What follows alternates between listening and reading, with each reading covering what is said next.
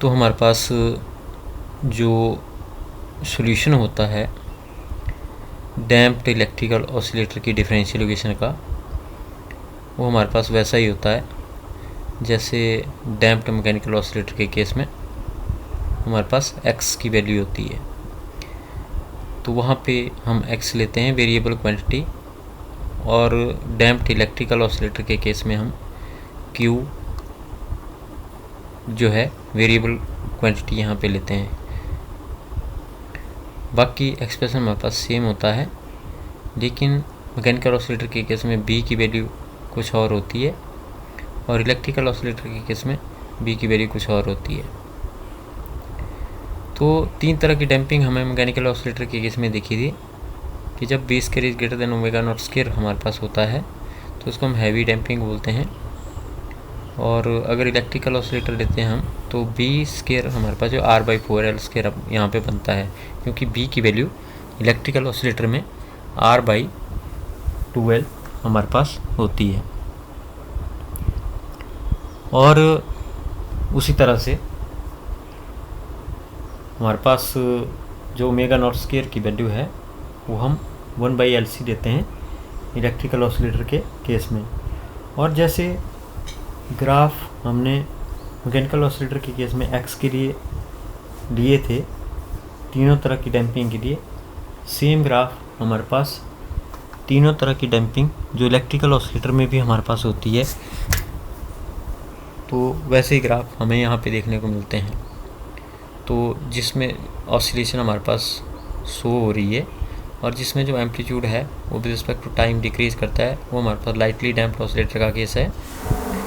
और जो हमारे पास ये यहाँ पे पहले वाला ग्राफ है ये जो काफ़ी आगे तक हमने लिया हुआ है, ये हैवीली डैम्प्ड ऑसिलेटर का कर्व है, और ये बीच वाला हमारे पास जो है क्रिटिकली डैम्प्ड ऑसिलेटर का कर्व हमारे पास है। तो जब हम क्रिटिकल डैम्पिंग कंसीडर करते हैं तो हम बोलते हैं कि B square omega nought square के बराबर होता है इस केस में, क्रिटिकल डैम्पिंग के केस में। और जो सोल्यूशन हम निकालते हैं वो हमारे पास Q = e⁻ BT a + BT के बराबर हम इसको लेते हैं। तो यहाँ पे ब्रैकेट हमारी लगेगी। तो ये सेम सोल्यूशन हमारे पास जो है मैकेनिकल ऑसिलेटर के केस में भी होता है, लेकिन वहाँ पे x होता है, लेकिन यहाँ पे हमारे पास Q है। तो यहाँ पे b की वैल्यू डिफरेंट है, जो कि हम r/2l b की वैल्यू लेते हैं। तो हम यहाँ पे क्या देखते हैं कि Q के जो हमारे पास है वो चार्ज है, तो a के डायमेंशन भी चार्ज के डायमेंशन होंगे, मतलब a भी हमारे पास चार्ज हम उसको बोलेंगे। क्यों? क्योंकि e⁻ BT यहाँ पे एक कांस्टेंट है या नंबर हम इसको बोल सकते हैं। तो ये यहाँ पे चार्ज के डायमेंशन a के होंगे हमारे पास, और उसी तरह से BT के भी चार्ज के डायमेंशन होने चाहिए, क्योंकि हम पता है कि किसी क्वांटिटी को सेम क्वांटिटी में ऐड करने पे हमारे पास जो है उस तरह की क्वांटिटी आती है।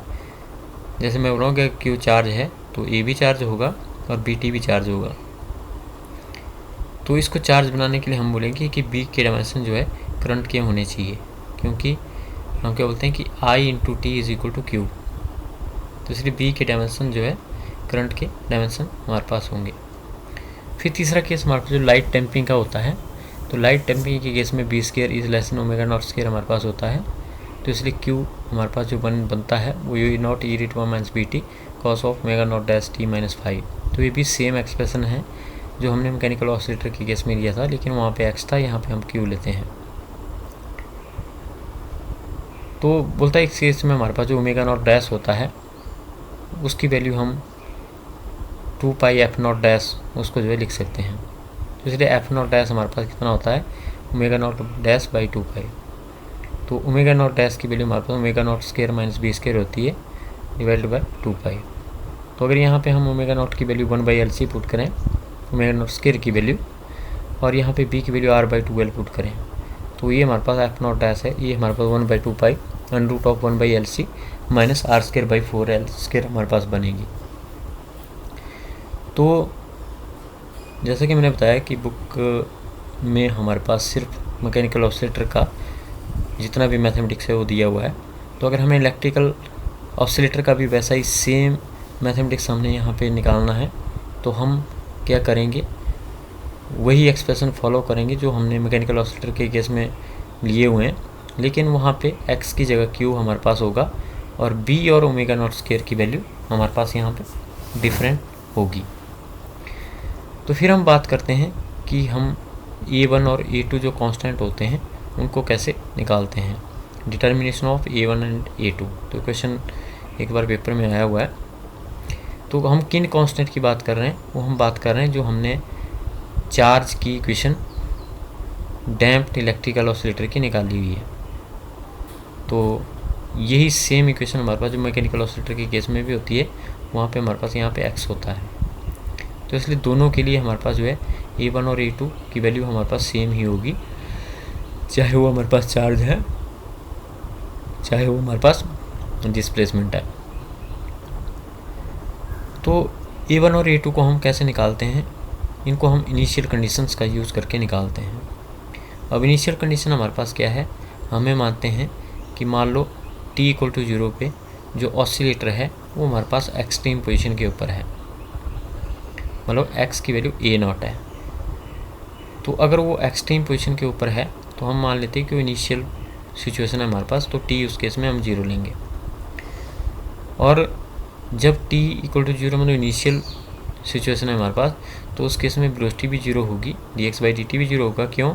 क्योंकि एक्सट्रीम पोजीशन पे हमारे पास जो ऑसिलेटर होता है, एक्सट्रीम पोजीशन पे उसकी वेलोसिटी 0 होती है या काइनेटिक एनर्जी 0 होती है। तो इसलिए हम क्या बोलेंगे, t = 0 पे ऑसिलेटर एक्सट्रीम पोजीशन पे है, तो उस केस में एक्सट्रीम पोजीशन में जो डिस्प्लेसमेंट होती है मैक्सिमम होती है, a0 हम उसको लेते हैं, और एक्सट्रीम पोजीशन पे t हम 0 ही लेते हैं, और हम बोलेंगे उस केस में वेलोसिटी भी 0 होती है। तो ये दो कंडीशन है हमारे पास, at t = 0 x = a0 and at t = 0 velocity 0। तो इनका यूज़ करके हम जो x है e⁻ bt a1 √b² - ω02 into t plus a2 -√b² - ω02 into t, तो इस इक्वेशन को हम यहाँ पे मॉडिफाई कर सकते हैं। तो हम क्या बोलेंगे कि x की जगह a0 आएगा और t हमें यहाँ पे 0 लेंगे। तो एट t = 0, तो t हम राइट साइड में जहाँ भी t है उसको 0 पुट करेंगे, तो x की वैल्यू हम a0 लेंगे। तो एट t = 0 मतलब जब हम t की वैल्यू 0 पुट करेंगे तो x की वैल्यू a0 होगी। तो हम यहाँ पे a0 पुट करते हैं और t 0 पुट करते हैं। तो जब हम ऐसा करते हैं तो हमारे पास जो इक्वेशन है वो बनेगी a0 = a1 + a2। क्यों? क्योंकि x तो a0 हो गया, a0 = e⁻0, क्योंकि t जो है 0 है, तो e⁻0 वो 1 होगा हमारे पास, और यहाँ पे हमारे पास a1 आएगा, यहाँ भी t0 और प्लस a2। तो इसलिए हम क्या बोलेंगे a1 + a2 = a0। तो ये हमारे पास जो पहली इक्वेशन है यहाँ पे आ जाएगी।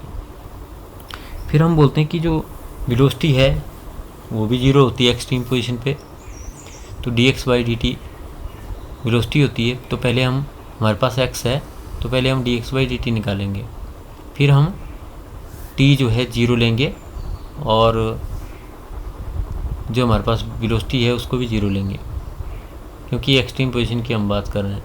तो dx/dt मतलब x को हम डिफ्रेंशिएट करेंगे तो हमारे पास कितना आएगा, -b e⁻ bt, मतलब पहले का डेरिवेटिव, दूसरा फंक्शन एज इट इज़ जो स्क्वायर ब्रैकेट में है, फिर पहला फंक्शन एट इज इज और दूसरे फंक्शन का डेरिवेटिव जो ब्रैकेट के अंदर है।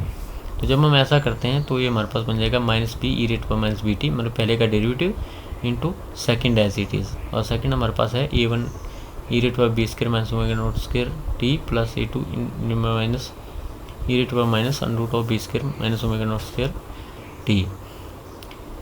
तो इसलिए ये हमारे पास पहले का डेरिवेटिव होने, दूसरा एज इट इज़ हमने लिखा, लेकिन फिर हम दूसरे का डेरिवेटिव लेंगे, पहला एज इट इज़ लिखेंगे। तो e⁻ bt पहला आ गया, और दूसरे का डेरिवेटिव हमारे पास आएगा a1 √b² - ω02 into √b² - ω02 into t।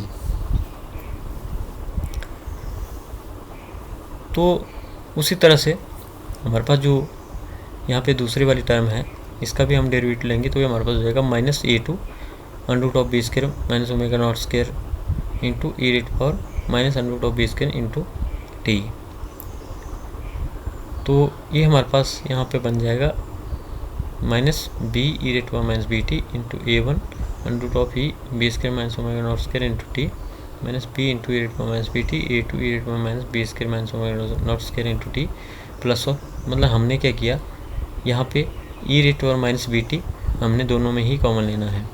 तो अगर हम ऐसा करते हैं E rate power minus B T common आ जाता है तो अंदर हमारे पास क्या बचेगा minus B A1 E rate power under root B square minus omega nought square into T और minus B A2 E rate power minus under root of B square minus omega nought square into T और plus A1 into B square under root of B square minus omega nought square into E rate power this, और फिर हमारे पास आएगा minus A2 under root of B square minus omega E rate power minus under root of B square. तो यहाँ पे हम क्या देखते हैं कि चार टर्म हमारे पास जो टोटल इस केस में आ रही है। तो इन चारों टर्मों को अगर हम देखते हैं तो E rate power minus B T हमने पहले कॉमन लिया हुआ है, और यहाँ पे हमारे पास अगर हम पहली और तीसरी टर्म को देखें तो इनमें A1 कॉमन है और under root B square minus omega nought square भी कॉमन है। तो इसलिए हमारे पास A1 और ई पर under root B square minus omega nought square T है, तो अंदर हमारे पास यहाँ पे बचेगा minus B plus under root of B square minus omega nought square T. और इसी तरह से हमारे पास जो दूसरी और चौथी टर्म है उनमें A2 भी कॉमन है और E rate power under root minus B square minus omega nought square T भी कॉमन है। तो ये भी हम कॉमन लेंगे तो यहाँ पे B minus under root of B square minus omega nought square यहाँ पे रह जाएगा। तो दूसरी और चौथी के केस में A2 दोनों में कॉमन है और E rate power minus B square minus omega nought square T common है। जब हम ऐसा करते हैं तो हमारे पास ये इक्वेशन बन जाएगी, और इस क्वेश्चन में हम dx बाई डी टी जो है 0 लेंगे एट t इक्वल टू 0, जो कि सेकंड बाउंड्री कंडीशन है। तो t की वैल्यू हम राइट साइड में 0 पुट करेंगे और लेफ्ट साइड में हम dx बाई डी टी की वैल्यू 0 पुट करेंगे। तो जब हम ऐसा करेंगे तो हमारे पास हम क्या बोलेंगे at t equal to 0 dx by D T 0। तो हमारे पास इक्वेशन बन जाएगी minus A1 minus B plus under root of B square minus omega nought square plus A2 to minus under root of B square minus omega nought square. तो E rate power 0 हमारे पास 1 होता है, ई rate power 0 1 होता है, तो dx by D T भी हमारे पास 0 होगा। तो हम क्या बोलेंगे 0 इक्वल टू दिस, तो इसलिए 0 equal to A1 minus B plus under root B square minus omega plus A2। और यहाँ से हम क्या करें कि A1 और A2 को, A1 में भी माइनस बी है, A2 में भी माइनस बी है, तो इसलिए माइनस बी कॉमन लेके हम A1 प्लस A2 हमारे पास आ जाएगा। और प्लस जो दूसरी टर्म है वो दूसरी में हमारे पास under root of B square minus omega nought square है, और यहाँ पे भी हमारे पास है B square minus omega nought square. तो इनको अगर हम कॉमन लेते हैं तो अंदर हमारे पास रहेगा A1 और माइनस A2।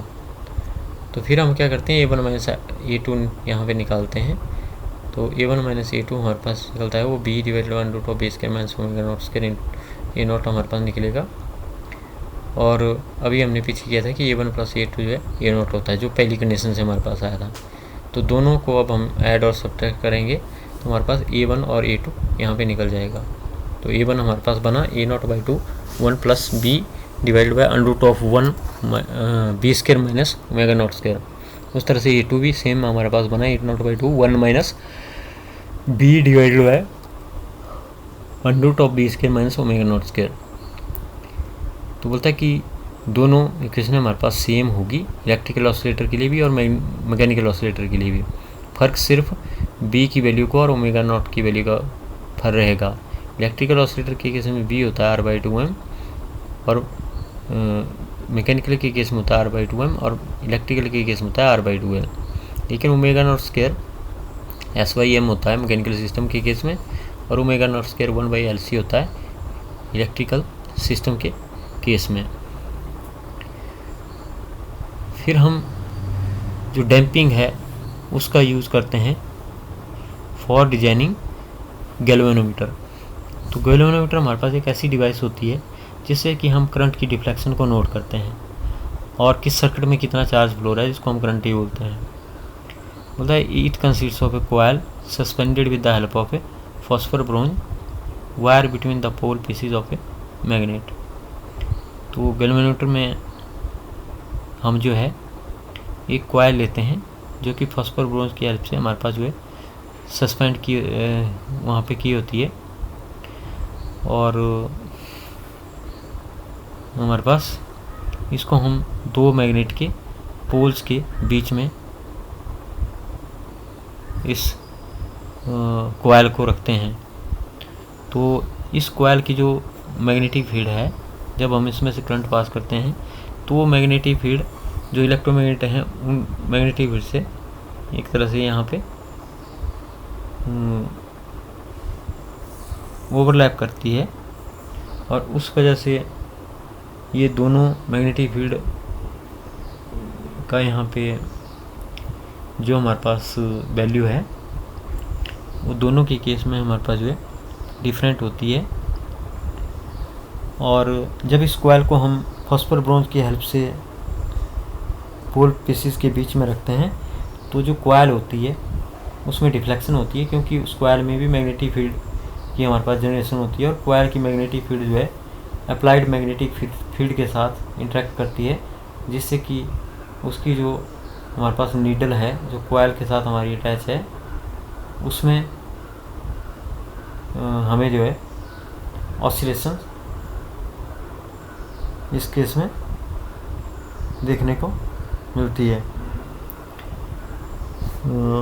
ऑसिलेशन मतलब कि जब हम फोर्स लगाते हैं तो यहाँ पे दो तरह की फोर्सेस सिस्टम में हमें देखने को मिलती है। एक हमारे पास जो डैम्पिंग फोर्स और दूसरा रिस्टोरिंग फोर्स। लेकिन जो रिस्टोरिंग फोर्स है वो डैम्पिंग फोर्स से हमारे पास जो है कई बार ज़्यादा होती है, तो इसलिए जो हमारे पास एक्सप्रेशन रहेगा वो थोड़ा सा डिफरेंट इसके लिए हमारे पास रहेगा।